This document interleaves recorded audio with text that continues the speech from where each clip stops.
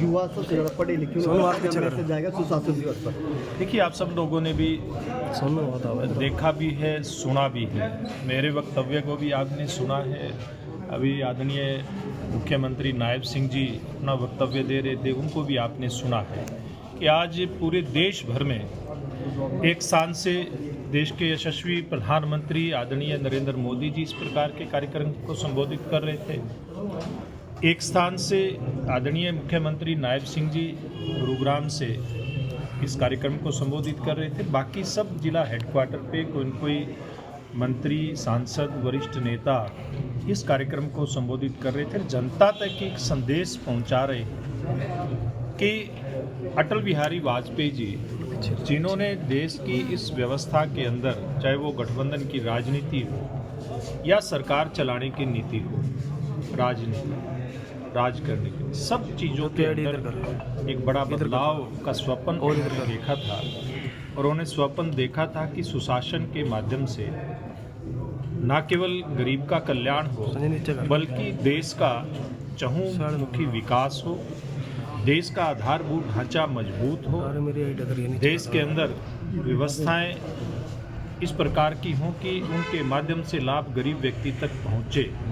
और इस सारे स्वप्न को साकार करने का काम, सुशासन को धरातल पर उतारने का काम प्रधानमंत्री नरेंद्र मोदी जी के नेतृत्व में और हरियाणा प्रदेश में हमारे वर्तमान मुख्यमंत्री नायब सिंह जी और पूर्व मुख्यमंत्री मनोहर लाल जी के नेतृत्व में ये बहुत बखूबी हुआ है। हम लोगों ने देखा है कि कैसे गरीब से गरीब व्यक्ति की जो लाभ की योजनाएं हैं, जन कल्याण की योजनाएं, उनका लाभ एक क्लिक से और वो पैसा उनके खाते में पहुंचता है। चाहे वो गरीब कल्याण की योजनाएं या किसान की फसल की बिक्री का पैसा हो, या फसल के मुआवजे का पैसा हो, या फिर बेरोजगार नौजवान को कैसे हम लोग मेरिट के आधार पर रोजगार दे करके, और पूर्व की व्यवस्था जो पूरी तरह से चरमराई हुई थी उसके अंदर बदलाव करना हो, ये सारे काम हमारी सरकार ने सुशासन के नाते से किए हैं। और मैं ये समझ सकता हूँ और ये मैं दावे के साथ कह सकता हूँ, इस व्यवस्था परिवर्तन के कारण से जिस प्रकार का एक लक्ष्य देश के प्रधानमंत्री नरेंद्र मोदी जी ने तय किया है कि 2047 तक भारत विकसित राष्ट्रों की श्रेणी में होगा, दुनिया की सबसे बड़ी अर्थव्यवस्थाओं में से एक होगा, और ये निश्चित रूप में इसकी तरफ कदम बढ़े हुए हैं। आज हम 5वीं अर्थव्यवस्था के नाते पूरी दुनिया के अंदर छाती ठोक करके खड़े हैं। पूरी दुनिया में भारत का परचम फहरा रहा है, और वो दिन दूर नहीं जब भारत विकसित राष्ट्र की श्रेणी में होगा, और इसी सुशासन के रास्ते पर चल करके होगा।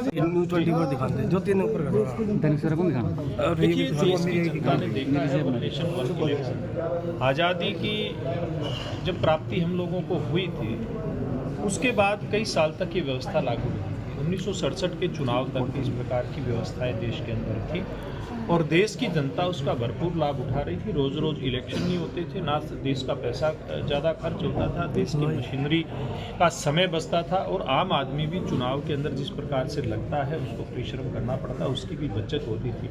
तो ये सुशासन की दिशा में एक बहुत बड़ा कदम ये देश के प्रधानमंत्री ने सोचा है कि वन नेशन वन इलेक्शन हो, लेकिन इसको ज्वाइंट पार्लियामेंट्री कमेटी को इस विषय को दिया गया है ताकि सब दलों की एक सहमति निकल करके, और खाली सब राष्ट्रीय दलों की सहमति नहीं, बल्कि ये चर्चा के लिए जनता के बीच में नीचे तक जाए, क्योंकि मेंबर पार्लियामेंट से लेकर के मेंबर पंचायत तक और नगर पालिका परिषद के जो चुनाव हैं वो इस व्यवस्था से सारे प्रभावित होंगे, सब लोगों को इसका लाभ मिलेगा।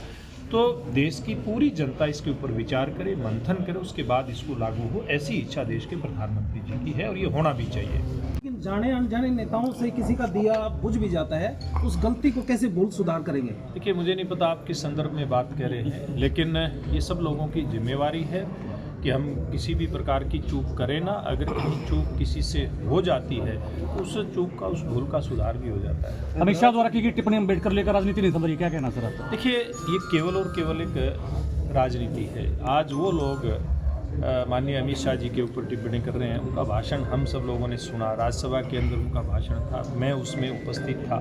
कहीं कोई अनुचित बात अमित शाह जी ने नहीं की थी। उन्होंने कांग्रेस पार्टी को आगाह किया था कि आप लोगों ने देश का भी बहुत नुकसान किया, बहुत अपमान किया है, आज देश संविधान की अंगीकार करने की 75वीं वर्षगांठ मना रहा है। देश की आज़ादी के 75 वर्ष हम मना चुके हैं।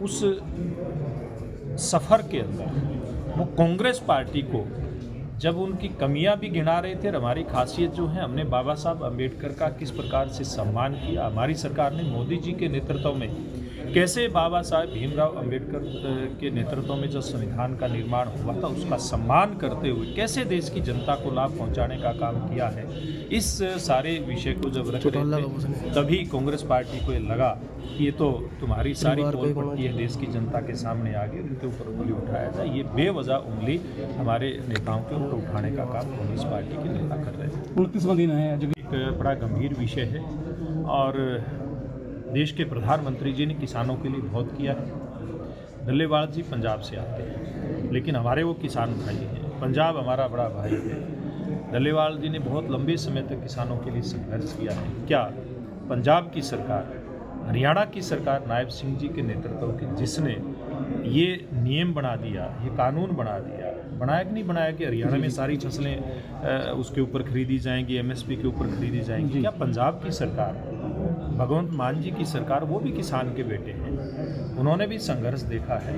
क्या उनके दिल में एक बार भी नहीं आता कि हरियाणा की इस व्यवस्था के कारण से, नायब सिंह जी की घोषणा के कारण से कि सारी फसलें MSP पे खरीदेंगे, कोई किसान आंदोलन में नहीं जा रहे? क्या ये व्यवस्था जब केंद्र सरकार ने इतना बड़ा काम किया हुआ है, ये पंजाब की सरकार नहीं कर सकती? पंजाब की सरकार को भी हरियाणा के मुख्यमंत्री ने जैसे दरियादिली दिखाई है, किसान के दर्द को समझा है, इसी प्रकार से पंजाब की सरकार को व्यवस्था लागू करनी चाहिए कि पंजाब में सारी फसलें वो हरियाणा की तरह MSP के ऊपर खरीदें। और रोहिंग्या मुसलमानों को देश के अंदर किसी भी प्रकार की अव्यवस्था ना हो। देश के जो नागरिक हैं वो देश का हर नागरिक भारत माता की जय जयकार करे। भारत माता को अपमानित करने वाला कोई भी नागरिक किसी भी देश से आकर के नागरिक लेने का प्रयास करता है तो भारत की धरती पर सहन नहीं होगा। ये किसी भी प्रकार से हमारी सरकारें और प्रशासन मिल करके नहीं होने देंगे। ऐसे लोगों को चुन चुन करके बाहर करने का काम हमारी सरकार करेगी जो देश को खंडित करने का सपना संजोए हुए है।